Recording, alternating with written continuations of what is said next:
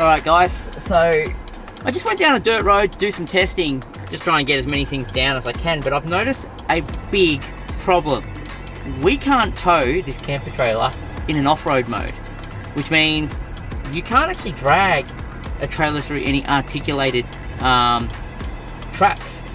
That in itself is a really big issue.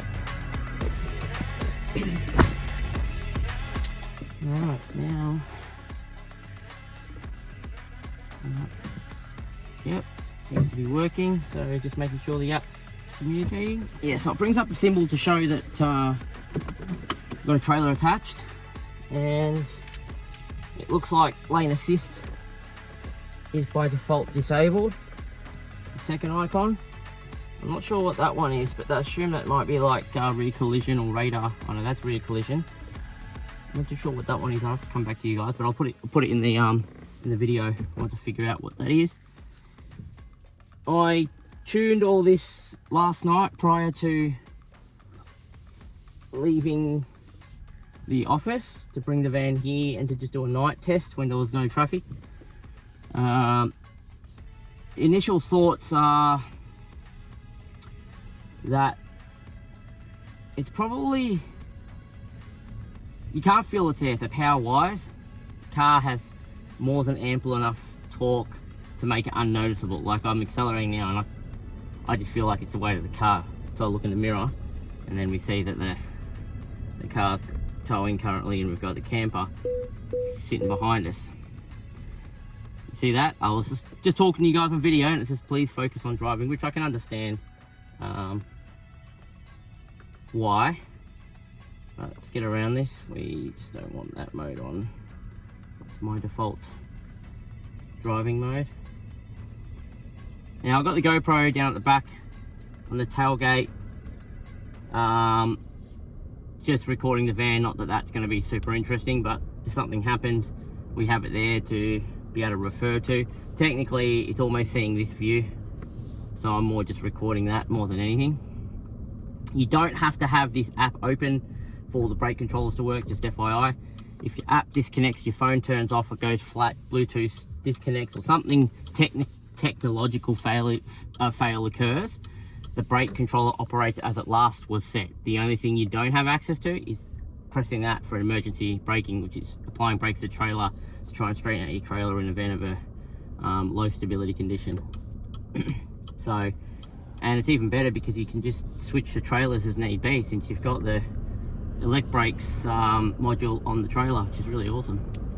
The only thing I want to do is basically wire pin 2 in on the 7 pin on the controller, so that power is supplied from the trailer, not my parking light circuit, which is why you have to have your headlights on to use it. By wiring power pin 2 to 12 volt, you can avoid all that, and it basically powers off the battery in the van. At this stage, I haven't yet got a solution for DC-DC charging, so I've got an Anderson plug on the van that I would normally plug into the tow vehicle, which would charge the batteries on board on the van. I think with the Shark, that's going to turn into AC-DC charging, and I might just put an AC charge port on the front of the van, as well as a DC charge port. That would probably solve that, though. I've got to do a bit more research into that. And even then, I don't think we need it connected while we're driving. I actually think you could get to camp and AC/DC off the car while it's on, and you'd get, at a 40 amp AC/DC charger, you might only need connected for 2 hours or so, and it would hardly drain maybe even 2 or 5% of your battery, not even maybe. So HEV, I'm actually in auto because I think auto manages the battery and petrol motor in a hybrid state a lot better together. And I think with the trailer, it's probably got some type of calibration to keep the battery topped up. A lot of people are saying you should stay 70% state of charge. Auto is what I think's best when you're driving around town now and just letting the car decide. I know that contradicts what I said in a previous video when I was first driving this car, but for whatever reason, this car has a totally different calibration to auto than the C-Line 6 does. Even though they're the same engine, even though they're both all-wheel drive platform, C-Line being DMI, this being DMO, for whatever reason, the Shark is calibrated differently in terms of the auto and save charge states. So 100%, yeah, I'd be exploring the auto option a bit more. The only scenarios where now I see you would use save is if you need to definitely have power at a certain point in your trip. Now, the good thing about the scan gauge, which I would have mentioned also in a previous video, and you can watch it in the corner now if you want to watch that off-road series, is I can see when the engine's on. I mean, you can hear when it's on too, even though it is pretty subtle and it is generally quiet. But this actually shows you, you know, you can see, all right, engine temperatures, coolant temperatures are this, you know, your engine RPMs are this, your engine load is this percentage, you know, so it's like using 60% engine load, and how many kilometers to the litre am I getting currently? And you learn a lot about your car when you can see this information, because you're like, all right, so when I'm cruising at 70 kilometers an hour and I've only got, you know, I'm in auto and I've only got 30% battery, the engine starts and it starts sitting at 40% load, 2100 RPM, and it's saying that I'm using I'm generating 8 kilometers to the litre of distance for fuel. So you can go, oh, okay, yeah, that's about 11 or 12 litres to 100. So you can use this information you see there to figure out what the car's doing, and that's why I have that there. It's more for me to learn about how the car's working together with my inputs, outside conditions, and what I'm doing. So that information that I learned from that, I'll convert and share with you guys as simple as possible. But for now, today's primary video is to do the tow test. You have to be aware that I think electric cars are kind of more designed for your city driving more than anything. So as a person that might drive the city here and there, and more country driving, I think you're going to find that your economy is going to be quite average, worse than a similar weight diesel counterpart vehicle. It is petrol engine, and there's obviously there's a bit of conversion going on. So you've got a mechanical engine that's then converting energy to store in a battery, and then you're using that energy that's stored then to be converted back to mechanical power at the electric motors. So at both points of conversion, there is an inefficiency. You're going to be losing some amount of that power converted, be it 5, 10, 15%. So even, you know, if it's, let's just say it is 10%, to convert mechanical energy into energy that can be stored in a battery, there might be a 5 or 10% loss. And then going back the other way from the battery back to mechanical energy, that could be another 5-10% loss. So then overall, you're gonna be using 20% more, 10 to 20% more, 10 to 20% more in fuel to generate a similar amount of energy that you would have been able to do on a just ICE system. So example, if an ICE engine and a conventional car did 10 litres to 100, okay, for just say 3 ton of weight, then this car's probably, you're going to have to at least expect 12 litres to 100, because that 20%, you know, loss going each direction. Regardless, yeah, people need to know there are efficiency losses. I don't know what percentage they are, like I said, but yeah, they are there. So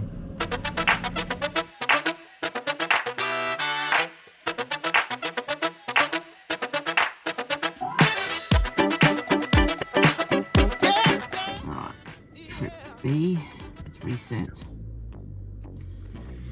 Put some fuel in, let's see what happens. I'm gonna get rid of the stress. I'm feeling lighter. I'm finally feeling like I can breathe. The night is cold. Tension, gonna blow in the breeze. We're rolling downtown. Full tank of fuel. What do we get? We got 37.8 litres in, so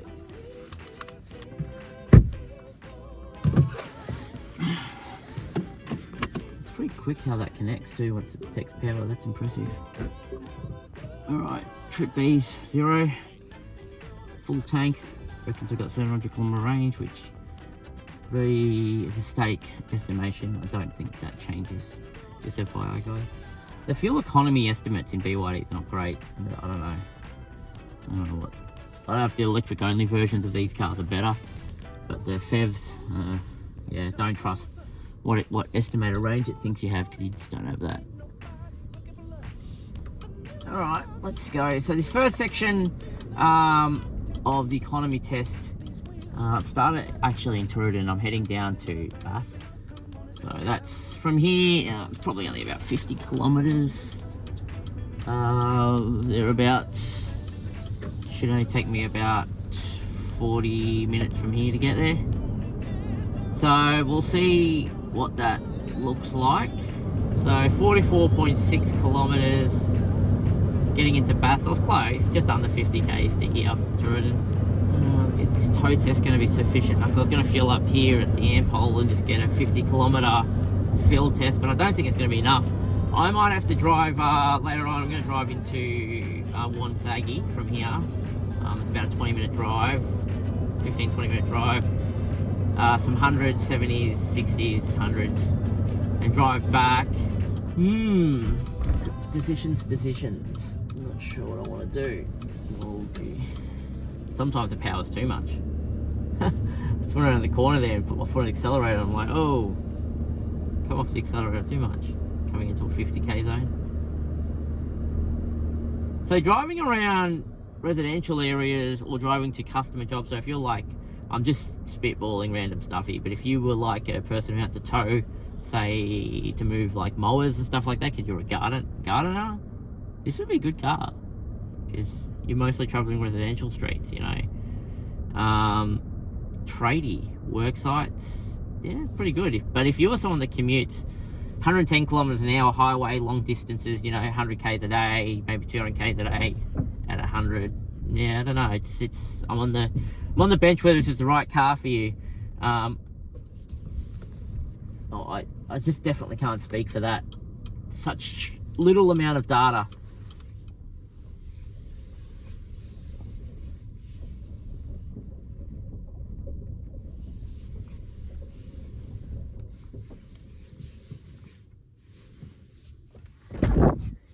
Keep forgetting.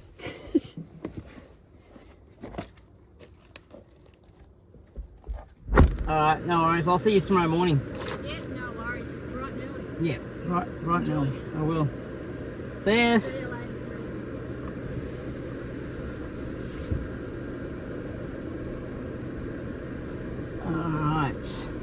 Alright, so we've still got the van on. I didn't leave it here, so we'll continue to do some tests. Still, I'm 69% at the moment, state of charge. And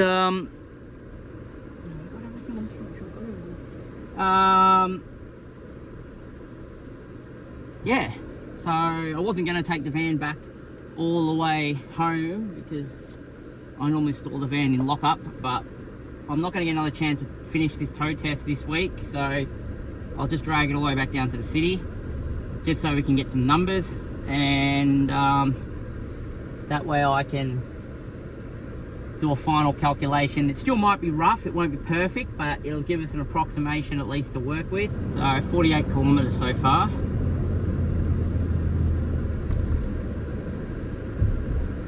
Just resuming our test, and it's now 2:47 p.m.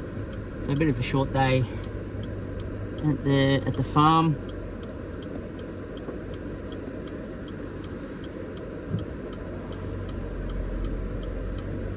A lot of traffic, but I've got a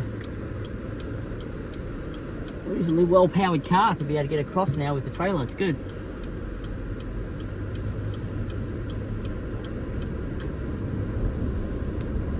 Alright, let's go back on the highway. I should be able to get 150, 200 k's down today with the trailer, and that'll give us a good indication of what its economy is like. So far, it actually thinks 15.2 litres to the 100, and obviously that's what the computer thinks. So the problem is the computer's 5% out in terms of the speedo, so I don't know if that's going to make the result 5% better. Doesn't sound like much, but in bigger numbers that's going to make sense to include that. So the true economy is going to be when I fill up again to the first click and see how many litres we used compared to how many Ks we did. So far, though, guys, like the towing is really good. Like you want to accelerate, you get to your 100, no dramas. Doesn't feel like it's on here, to be honest with you. Even when I sway around a bit, you then feel the trailer just a little bit left and right, and you look in the mirror, it's there. But in terms of braking and accelerating, the brake controls from elect brakes are really good. I'm surprised how well they actually work. My biggest negative is no cruise control. That's making me go like crazy, because I'm very variable on my throttle. And what's worse is when I look down and people are passing me, I'm like, why are they passing? Oh, I'm doing 95, that's why. I don't realise. So yeah, BYD need to get on top of that, I think, ASAP. Considering these cars are now landing and people are buying them, and you know, some of them are towing, to give it 2.5 ton but no cruise control with it is a bit of an old one, actually. I'm sure there's a technological reason why it wasn't initially there. It must be something to do with it can't equate the data on the back to make certain safety features work. But cruise control, surely that should be adaptable, unless there's no basic cruise control mode, which is where the problem is, which actually could be it, because you've either got ACC or ICC cruise. One cruise just does your forwards and like does your radar scanning at the front and make sure you keep your distance between you and the car in front, hold your speed, while ICC is kind of keeps you in your lane, uses lane departure, auto steers you to center you in the lane the best that it can, and also does the forward distance scanning to keep the, you know, whatever amount of seconds gap you ask the car to keep. So maybe they need maybe their issue is they need to dumb down cruise control where it doesn't have either of those to be able to use while towing, which wouldn't be an issue. I wouldn't have a problem with that. So if you're watching BYD, get that sorted. 5:46 p.m. so got a bit of traffic around. We're going to we're at 150.3 kilometers at the moment since we filled up, so we're just going to drive this back to Frankston, and then I'm going to fuel up to see what our ticket looks like. So this hopefully gives you some idea what to expect economy wise. Now I have stopped multiple times today to do things for work and stuff like that, so it's not a perfect test, but this I hope is an indicative test to give you guys an idea if you're thinking about buying Shark 6 and you do plan on doing some light duty towing, what you're in for. I am definitely uneasy about how the motor does kick on randomly more often than not and sit at 4,000 RPM, but I mean, when it does that, my god, does it bring state of charge up quickly. Like if I climb a hill for ages and bring it down to, you know, 66%, the engine will just kick on, and within a minute I'm already back at 70%. So whatever it's doing, when it does 4,000 plus RPM, it's charging fast. Now the car doesn't feel like it's underpowered in any sense. So you know, not having reduction gear or any gearbox at all for that matter, the power and torque is just there. Like it feels so effortless from the driver's seat. Just feels like it keep going for so much more, but obviously that's not the case. It's just how it feels in a car or a diesel. You know, you're hearing the engine rev up each gear. Like you don't have that, so it's just like, yeah, give me pedal input and I'll just provide electricity to get you moving, and it gets you moving. Hopefully BYD do something about the no terrain mode options available, or alternative drive mode options available while towing. I understand not being able to use sports mode or eco mode, but I don't understand why you can't, because there's slow maneuvers, why you can't use a terrain mode like sand mode or mountain mode. You're gonna need them for this type of market use. It is an issue. It's gonna be an issue for me, because if I want to take the camper, to the high country and make a base camp, I may not be able to get to the awesome base camps that I know if I've got no way to go into terrain mode to engage the off-road traction control system. And in normal mode, the off-road traction control system is not good. Wheel goes up and it just starts spinning. You literally need the terrain modes. So that's something they're going to have to fix. My workaround will be just to unplug the trailer through any section I can't get through, but who knows what other things that's doing, because that may not be taking into consideration BYD's safety things or items or programs or whatever, because it doesn't know that you're towing then. So it's going to have to be a proper fix. I mean, they've already said they're looking into the speed limit issue and the cruise control issue. So hopefully they also, while they're there, they do recognise the terrain modes is also an important factor of all this.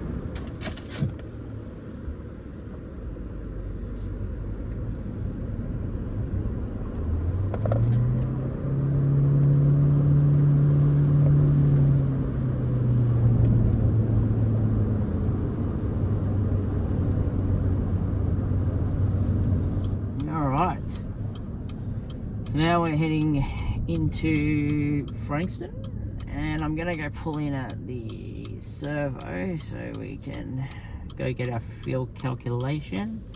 We're at 172.8 kilometers. So tomorrow, we're gonna go put all terrains on this car. I'm gonna go up a couple of sizes. It's still within the legal size limits that we're allowed to have. Assuming that all goes well, then tomorrow night we're starting a Victoria High Country series. Oh, that actually reminds me. This is 1 week of ownership. This is day 8 of ownership, and we're at, what's the odometer? Almost forgot to report that. 2,617 kilometers on day 8. So to give you an idea of that, 1848 kilometers is HEV and 770 kilometers of that is electric. So not a lot of charging going on, because I could have charged every night and probably done a lot of driving without using fuel, but I've actually on purpose used HEV and used petrol to do a bunch of these tests, so there's no like hidden like mix of electricity that's making the numbers skew a bit. I'm literally working off what the car has when I park it up, and then going from there.